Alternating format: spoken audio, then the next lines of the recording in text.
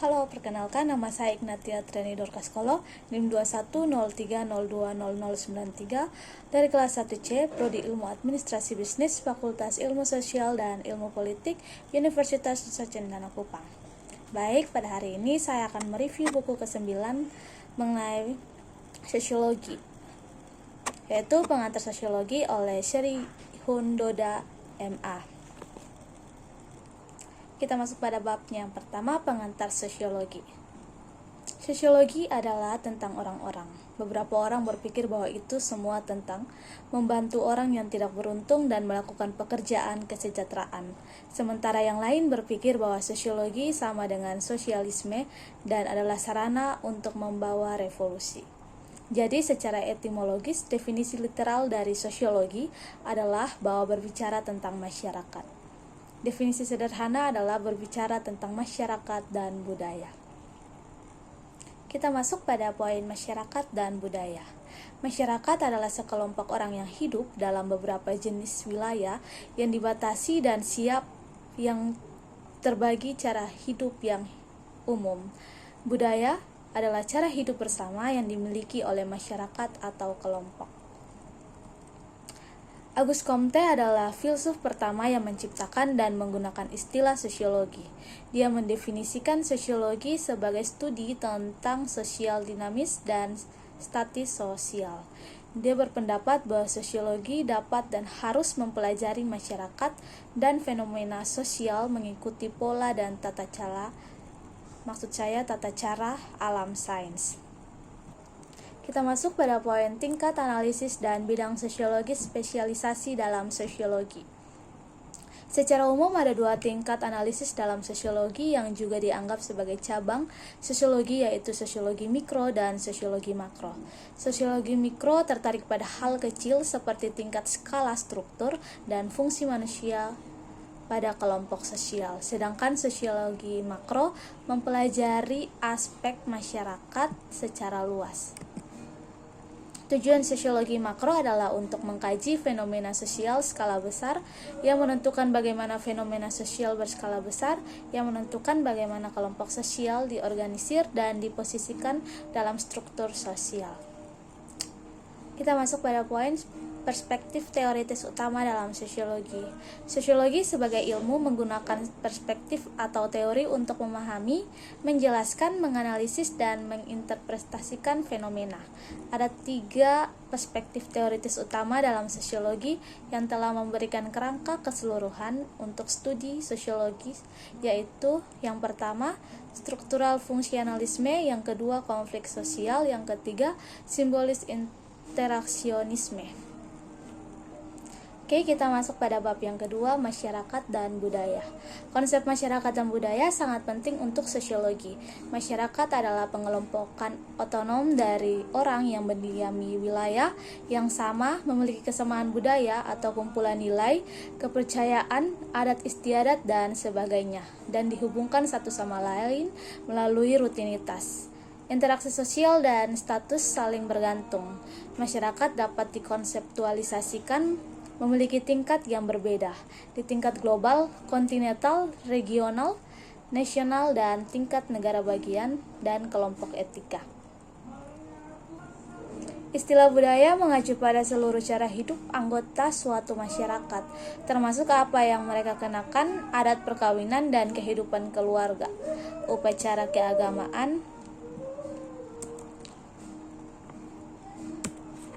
Budaya memiliki berbagai dimensi seperti materi dan non-materi. Unsur-unsur penting dari budaya meliputi simbol, bahasa, nilai, dan norma.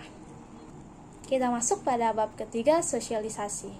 Sosialisasi adalah proses seumur hidup, tidak pernah berakhir di mana individu dilatih dan dipasang ke dalam fungsi norma masyarakat dan kelompok. Manusia secara biologis mampu untuk bersosialisasi. Dengan demikian, basis biologis yang membuat sosialisasi di manusia meliputi sosial, kebutuhan, kontak, kapasitas untuk belajar, dan ketergantungan dan bahasa. Peneliti sosialisasi telah mengidentifikasi mekanisme di mana sosialisasi terjadi disebut dengan mode pembelajaran sosial. Tujuan sosialisasi antara lain menanamkan dasar disiplin, menanamkan cita-cita sekaligus kedisiplinan, memberikan individu dengan identitas,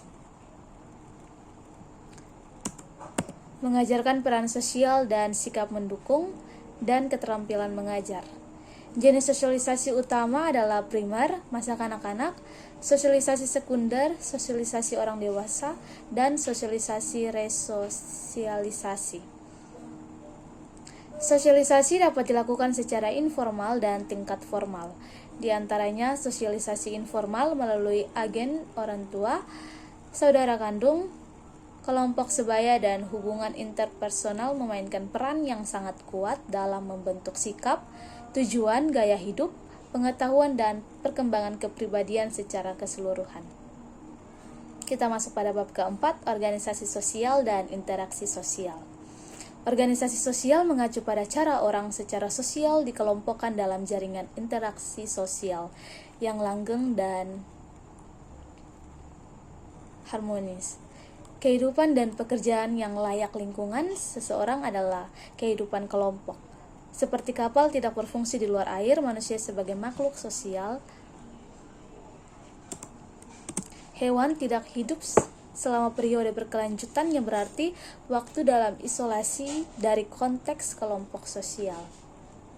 Kehidupan organisasi sosial, orang mungkin dijelaskan dalam hal kelompok sosial, agregat, kategori, dan lain-lain. Kehidupan organik masyarakat disemen atau direkatkan oleh kekuatan interaksi sosial dan hubungan.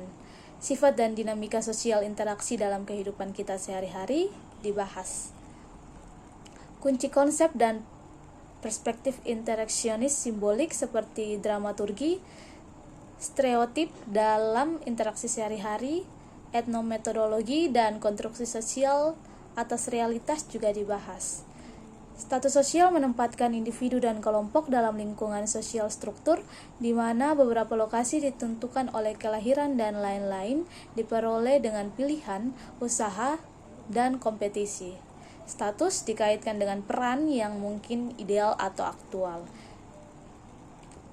Institusi sosial dapat didefinisikan sebagai praktik yang didasarkan pada prinsip serupa yang menampilkan beberapa derajat keteraturan. Lebih khusus lagi, sebuah institusi sosial adalah satu kesatuan yang saling terkait, sistem peran sosial dan norma sosial, terorganisir seputar kepuasan kebutuhan sosial yang mungkin penting. Maksud saya kepuasan kebutuhan sosial yang penting atau fungsi sosial. Kontrol sosial dengan demikian secara sederhana didefinisikan sebagai semua mekanisme dan proses yang digunakan oleh masyarakat untuk memastikan kesesuaian. Dengan kata lain, kontrol sosial adalah setiap sarana budaya atau sosial yang dengannya pengekangan dikenakan atas perilaku individu dan dengan orang-orang berinisiatif untuk mengikuti tradisi dan pola perilaku yang diterima oleh masyarakat. Kita masuk pada bab kelima, proses sosial. Dalam hubungan sosial yang terorganisir dari kelompok-kelompok manusia, proses sosial berlangsung. Proses sosial adalah bentuk tindakan berulang pola perilaku sosial. Proses sosial memanifestasikan dirinya melalui berbagai model seperti kompetisi, konflik, kerjasama, akomodasi, dan asimilasi. Proses-proses ini membutuhkan tempat secara terus-menerus di tingkat mikro dan makro. Stratifikasi sosial mengacu pada klasifikasi masyarakat ke dalam strata sosial yang berbeda yang melibatkan ketidaksetaraan atau perbedaan gaya hidup dan standar hidup masyarakat.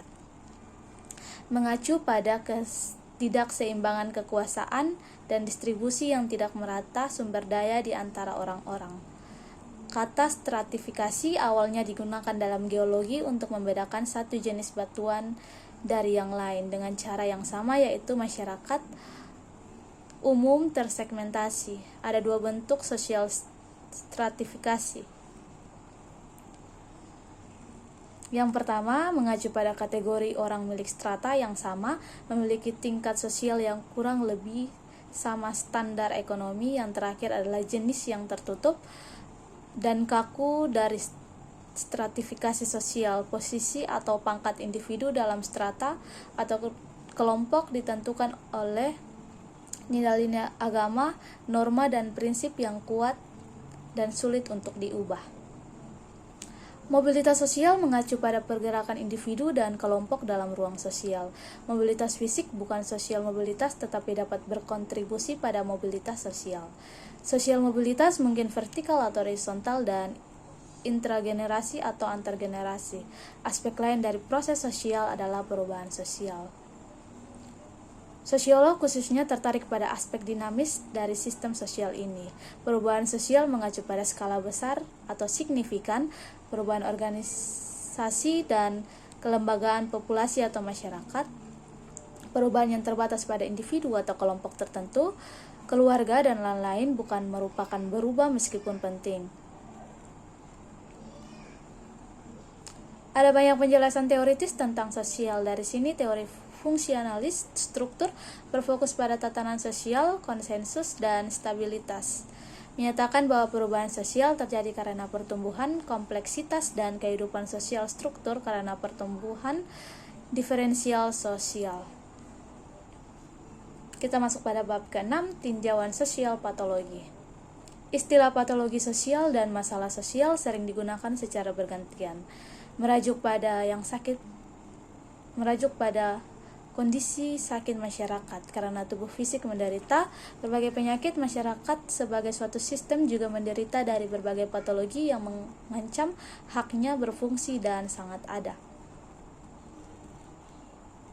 Beberapa masalah sosial adalah merajalela di masyarakat industri dan lain-lain berlaku di masyarakat yang kurang industri. Masalah sosial utama di utopia kontemporer termasuk kelaparan, prostitusi, pengangguran, kecanduan narkoba, tunawisma, pengemis, kemiskinan, perkotaan, dan ledakan populasi dan kerusakan ekologi, di antara yang lain. Masalah ini telah meningkat sejak dekade terakhir. Mereka adalah cerminan negara, sejarah sosial politik, kepercayaan tradisional yang berbahaya, dan praktek kemiskinan dari faktor alam. Bab 7, metode pekerjaan sosial dan profesional kesehatan sebagai agen ganti. Aksi sosial dan pekerjaan sosial adalah konsep yang terkait. Mereka merajuk pada tindakan atau pekerjaan apapun yang bertujuan untuk menghasilkan sesuatu yang positif, perubahan yang diinginkan dalam kehidupan orang-orang. Individu, kelompok sosial atau komunitas mungkin menemukan diri mereka sendiri dalam segala jenis ketegangan psikososial, keadaan sulit, dan dipengaruhi oleh kekuatan di luar kapasitas mereka. Agen perubahan harus dipandu oleh fundamental prinsip-prinsip panduan metode, aksi sosial, atau pekerjaan sosial. Apakah agen perubahan bekerja dengan individu, yaitu kerja kasus, kelompok sosial, yaitu kelompok kerja, atau komunitas, yaitu organisasi komunitas, harus memperhitungkan kerja dasar prinsip dan pendekatan. Mereka juga harus dilengkapi dengan pengetahuan yang sesuai tentang teori dan kepekaan terhadap budaya sistem klien, situasi sosial atau komunitas, kelembagaan, pengaturan, ekologi, dan dimensi lainnya. Demikian review saya pada buku pengantar sosiologi yang ke-9 ini. Saya ucapkan terima kasih.